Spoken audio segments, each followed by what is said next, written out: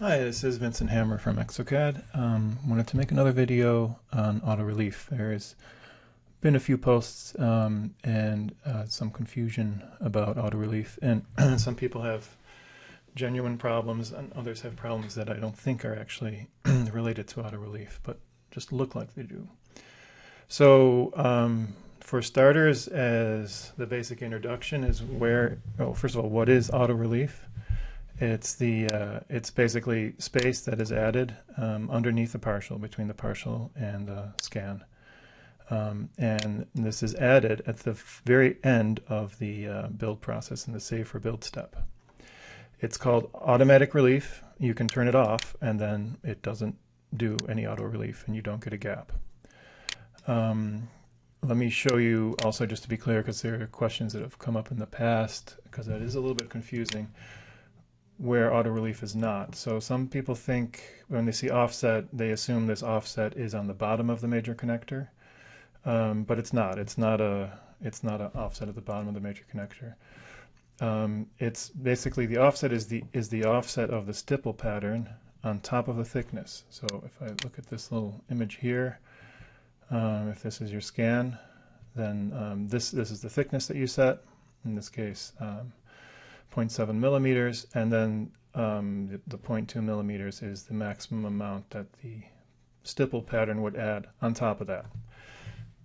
I know it's confusing. It's always confusing no matter how you do it. The main idea with why we came up with this is, sometimes people want to know exactly what the minimum thickness is. Well, that's this value. That's your base thickness.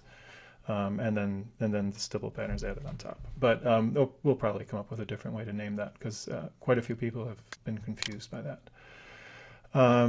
Let's see. Another place where offset is not in the tolerance. This tolerance has to do with triangle reduction. Okay, so it's not. Some people, I mean, or at least one person, at least I've come across, who thought that by changing this value, he could increase or decrease his tolerance. His offset. What he's increasing and decreasing is the accuracy of the mesh. So the way I have set it here, if this were on, I basically was saying, the output mesh has to be within 1 micron accuracy of the original mesh. And reduce as many triangles as you can, but don't make a deviation or a difference bigger than a micron. The default is at 10 microns, but even if you set it to 1 microns, you get a pretty sizable reduction of like 4 or 5 times smaller. Okay, so that's where auto relief is, how to turn it off, and where it's not. Let's talk a little bit about why there's auto relief at all, why we added it.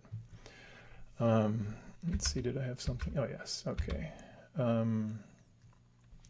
Yeah, so the reason this came about through lots of testing, what kind of relief we needed and how much.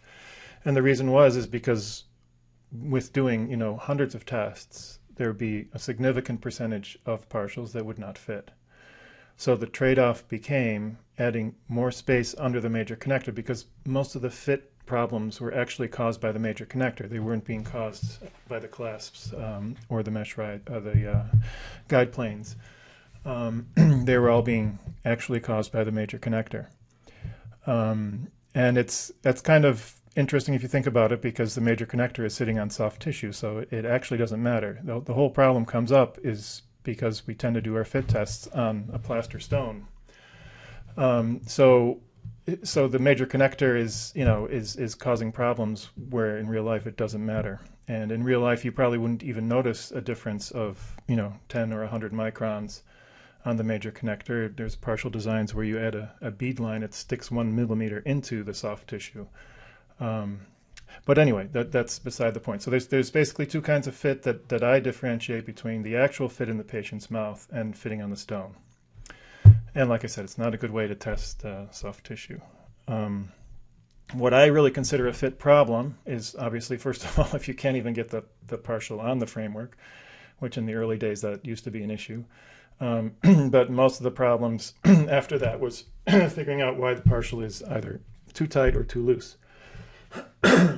Now, in general, with the auto relief, and in the current software, these don't seem to be a problem anymore, or very, very rarely. I mean, the fit rate defined this way is very high. So now we're left with a space under the major connector, right? I don't call it a fit problem, but I understand that other people do.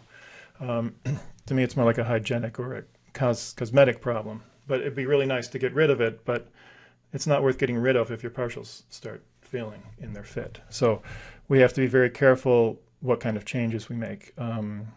It's definitely not true that you can just get rid of auto relief and then expect everything to work. Some people actually prefer to do it that way, but they spend more time prepping the model with blockout and a whole bunch of other techniques.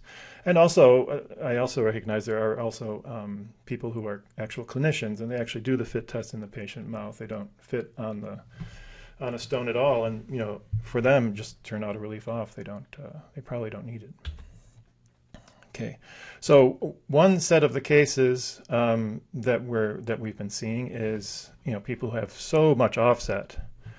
It's just not possible that that's coming from the software. This is a manufacturing issue. These offsets this one looks bigger than a millimeter, and this one seems like it's getting pretty close to a millimeter. There's no way with the default settings you're going to get that much. Excuse me. You're going to be getting that much difference in the software.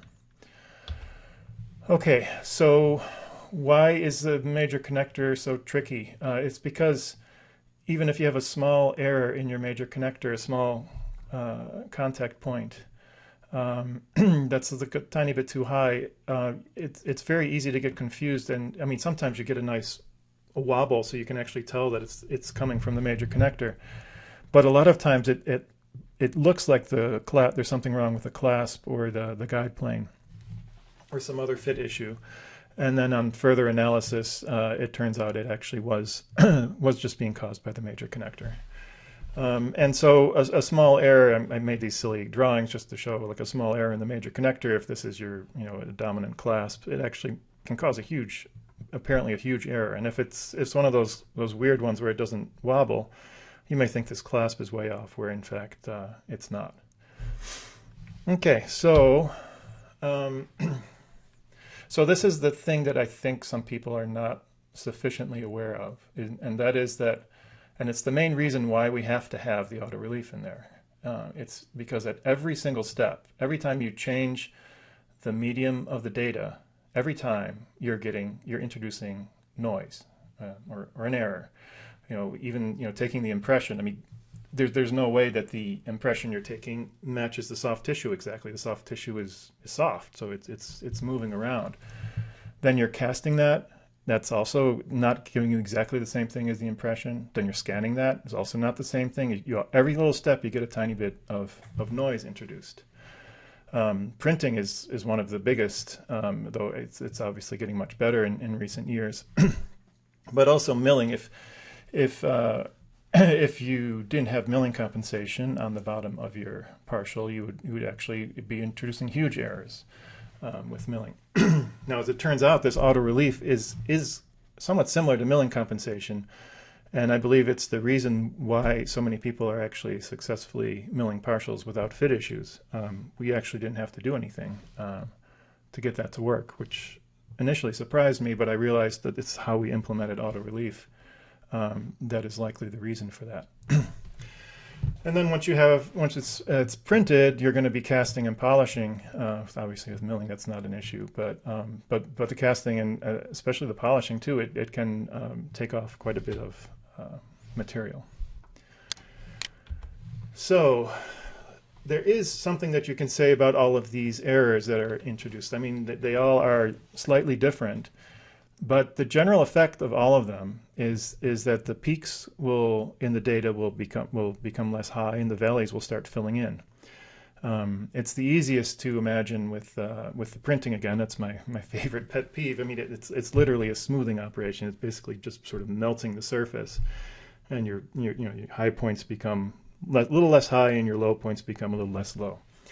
Again, with milling, it's a little bit interesting. A mill can obviously get a peak quite accurately, but it's much worse than printers when it has to get into a valley because it can't reach it because of the size of the tool head.